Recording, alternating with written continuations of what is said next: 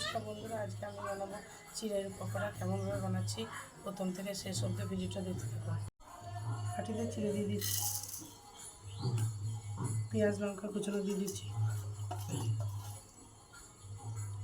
বেসন দিয়ে দিচ্ছি, একটা ডিম দিয়ে দিচ্ছি, নুন দিয়ে দিচ্ছি, লঙ্কা গুঁড়ো দিয়ে দিচ্ছি, জিরে গুঁড়ো দিয়ে দিচ্ছি, হলুদ গুঁড়ো দিয়ে দিচ্ছি, চামচ ধরে ভালো করে মেখে দিচ্ছি।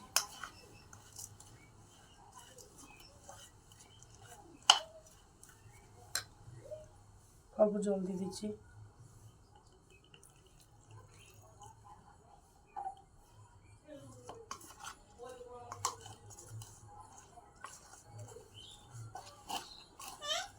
কড়াইয়ে সাদা তেল দিয়ে দিচ্ছি। তেল গরম হয়েছে, পকোড়াগুলো ভেজে নেবো একে একে।